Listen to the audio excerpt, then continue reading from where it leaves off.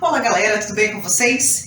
Estou trazendo mais um vídeo super bacana e hoje eu vou falar sobre os fenômenos da natureza e já vai deixando o seu like, se inscreva, vamos ajudar o canal a crescer, Brasil! Brasil! Muita informação, roda a vinheta, produção!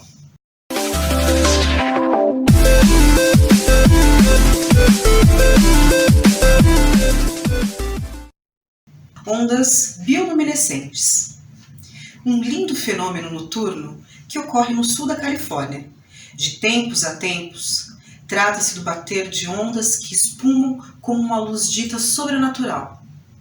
Embora seja um acontecimento frequente naquela zona, a luminescência é um fenômeno que ocorre quando certas moléculas em estados de excitação eletrônica dissipam energia sobre uma forma de radiação eletromagnética. Luz. Diferente do que geralmente acontece na maioria das reações exotérmicas, onde a energia é dissipada sob forma de calor ou movimento rotacional e vibracional. As plantas microscópicas chamadas fitoplâncton se encontram com mais abundância naquelas águas. Durante o dia,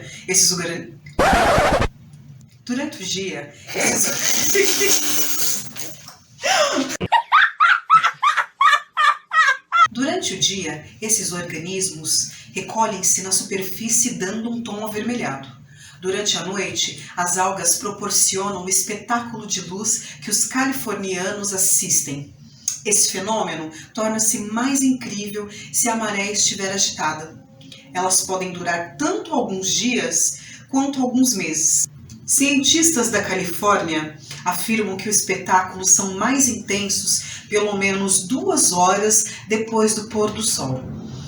Ainda assim, os cientistas não sabem quanto tempo vai durar a exuberância este ano.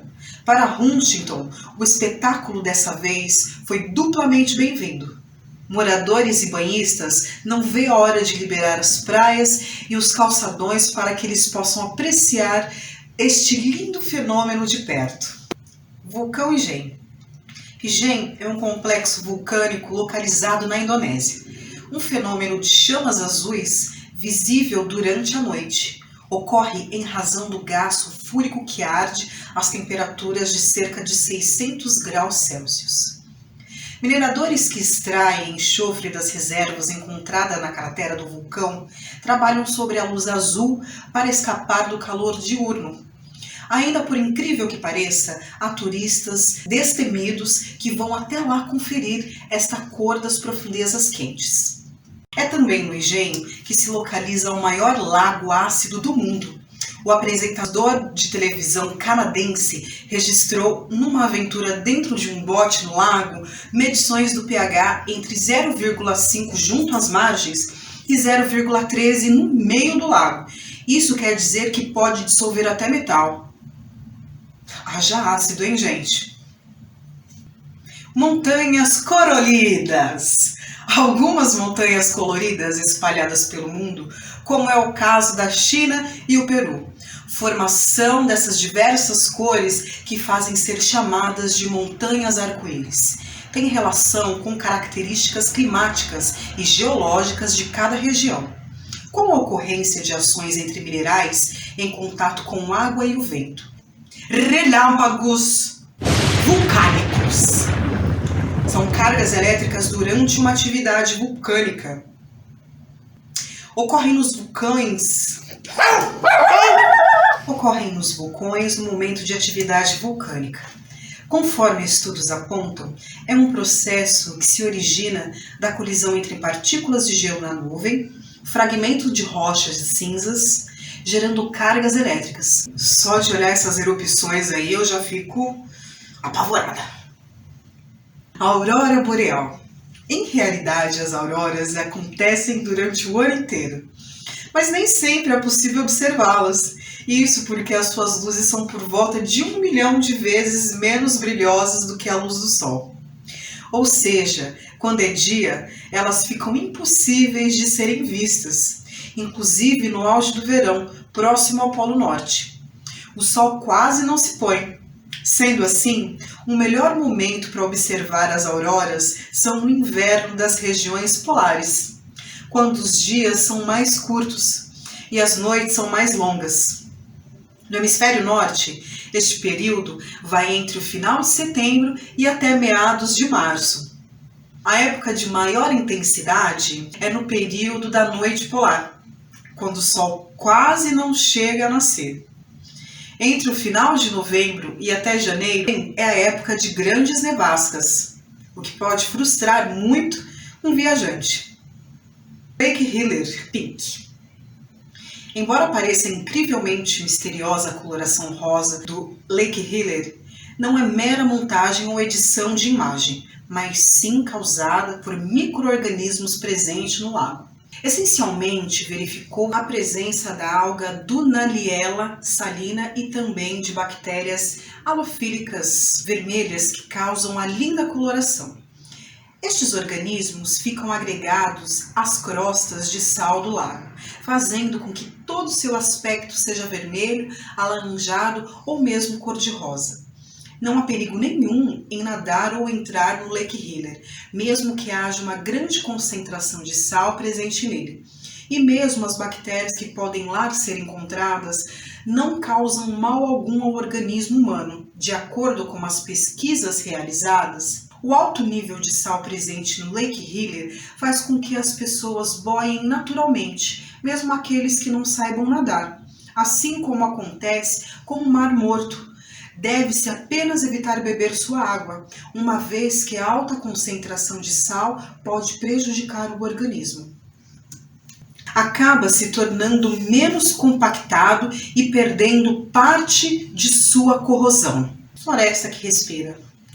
Segundo um especialista que registrou o acontecido, foi que os altos índices de precipitação acabasse se tornando menos compactado e perdendo parte de sua coesão com raízes das árvores.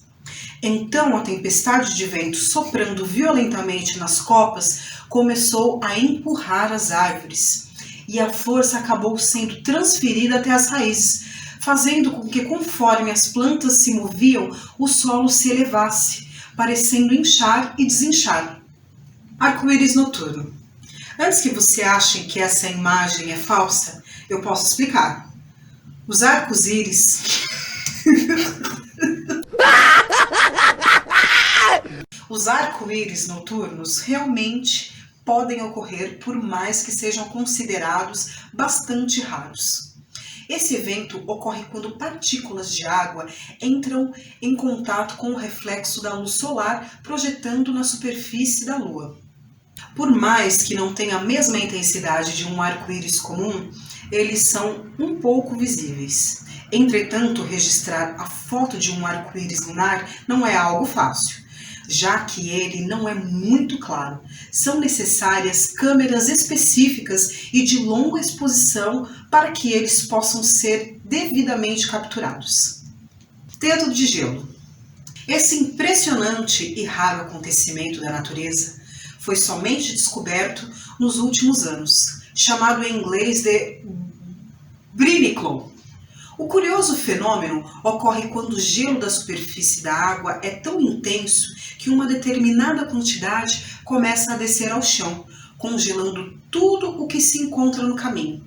Isso acontece quando o gelo recém-formado intensifica a quantidade de sal encontrada na água, consideravelmente, originando um dedo de gelo e sal capaz de congelar a água ao redor dele e se expandir em direção ao chão de modo bastante resistente. Quando essa coluna de gelo atinge o fundo, tudo o que está em seu entorno é congelado, criando uma espécie de rio de gelo. O sol da meia-noite. Esse fenômeno é específico das regiões polares, Círculo Polar Ártico e Círculo Polar Antártico. O sol da meia-noite e a noite polar estão relacionadas com o eixo de inclinação da Terra em relação ao Sol. O sol da meia-noite é quando o Sol fica durante 24 horas visível. Ocorre nos meses de verão. A noite polar é o contrário, tendo então 24 horas sem o Sol. Ocorre nos meses de inverno, 80 dias sem anoitecer e 60 dias sem amanhecer. pedras deslizantes. As misteriosas pedras ambulantes do deserto de lama batido do Vale da Morte na Califórnia são motivos de controvérsias científicas. Elas são rochas de tamanho e de formatos variados, algumas pesando centenas de quilos que chegam a se mover por quilômetros, sem nenhum motivo aparente, deixando um rastro atrás de si. Além disso, as contas dos físicos também não batem, já que seriam necessários ventos de centenas de quilômetros por hora para mover algumas das rochas. Paxiúba. O caule da paxiúba não toca no solo e as raízes são formadas por caules, que são substituídos por novos, o que possibilita o movimento da árvore. Até árvores conseguem andar e você é parado. Essa é a Socratia exorrhiza, um tipo peculiar de vegetal cujo tronco não encosta na terra, apenas as raízes. Por aqui, ela é conhecida como paxiúba, ou árvore que anda. Quando um deles apodrece ou morre, nasce outro por causa dessa sucessão de mudanças. A árvore consegue sair do lugar. Como não é um bambu, chega a atingir a insana velocidade de crescimento de 1 metro por dia. Esse processo demora um pouco. Apesar de toda essa malemolência, a paxiúba não é nada pequena. A espécie chega a medir 20 metros de altura. Só do caule as raízes podem chegar a 2 metros. Uma das linhas de estudo sobre essa árvore dão conta que elas se movimentam para buscar o sol. Uma vez que o sol é a fonte de combustível para a planta se alimentar, essas árvores podem estar em constante movimento, lento, mas em movimento, em busca de mais e mais luz.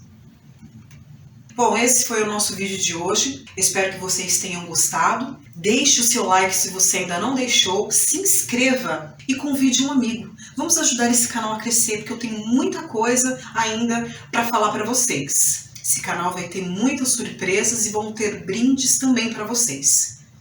Um beijo e até o próximo vídeo.